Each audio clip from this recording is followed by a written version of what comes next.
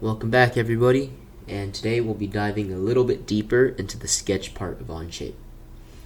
We've already covered the basic drawing features like line and rectangle, but today we're going to be exploring the remaining quote-unquote drawing features.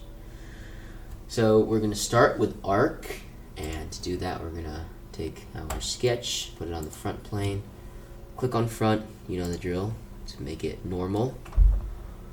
Now you see past the line, rectangle, and circle tool, we have the arc, polygon, and the spline tool. You see, for arc, there are 5 different types of arcs. And they're all slightly different, but these 4, I should say these 3 are a bit more niche than these 2. You're most likely going to be only using the 3-point arc and the tangent arc. So the way the 3-point arc works is really simple.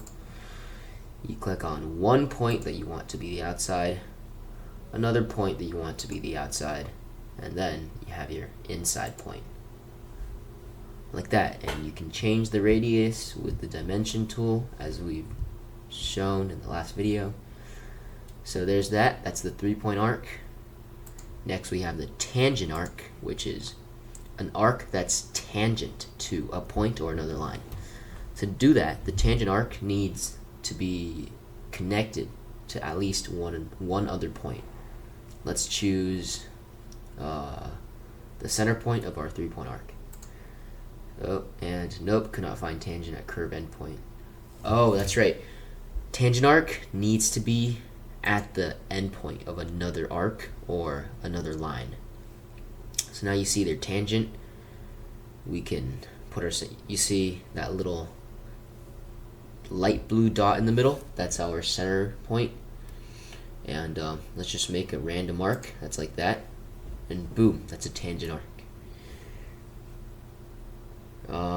Next we have our center point arc, which is you select a center point, or you can pin it to the origin or something.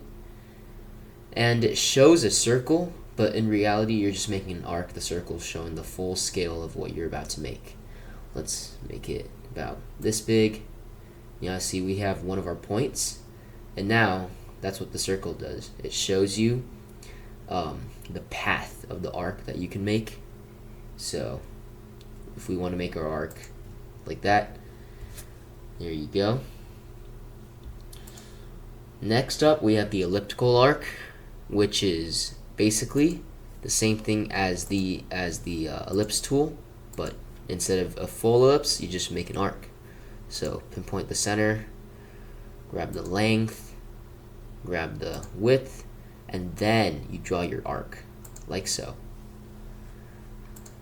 Next you have your conic, last, but not least, definitely not least, probably, maybe least. I have never used this one, ever. You start by just randomly sketching 2 points, and then you make a random arc. It's basically a 3-point arc, but more random. And I don't see how you're ever going to need this for CADing, but it's good to have, and it's helpful sometimes. So, after our arcs, we have our Polygon tool, which we can use to make, as you guessed it, polygons. And the way that you make a polygon is it's got to either be inscribed or circumscribed. And by inscribed, it means there's a circle inscribed within the polygon, not the polygon inscribed in the circle. And circumscribed is a circle circumscribed around the polygon. You'll see what it means once we actually use the tool. So, as I said, you need a circle. But we don't actually want a circle that's going to count as a line that we can extrude and everything. We don't actually want that. We just want a guideline. And for that, we use construction. We'll cover this more in lesson 3, but for now, we're just going to use it. Center point circle. This is our, this is our center point. Let's make it, use the dimension tool, let's make it 4 inches.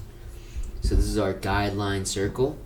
And the circle isn't necessary because the polygon comes with a circle, but I always like to do a circle just to make life a lot easier, because as you can see, we can line up our circle with the circle we made, and now we have a polygon.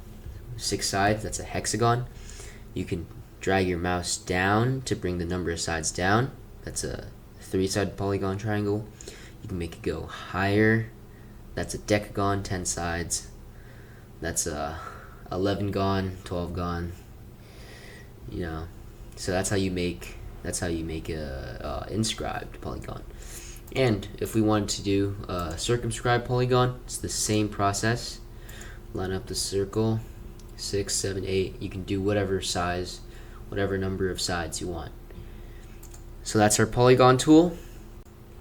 So after our polygons, the last tool we have is the spline tool, which is a bit more unconventional. It's a bit like scribbling on Onshape. So spline and Bezier are tools that we actually use. And the spline control point is something we use to edit splines. So spline, the way it works, you lock it to a point, and then you just freeform scribble like this. You can't have it cross over on itself like that, because that's not allowed, but you can have it go like this, and that's going to be fine.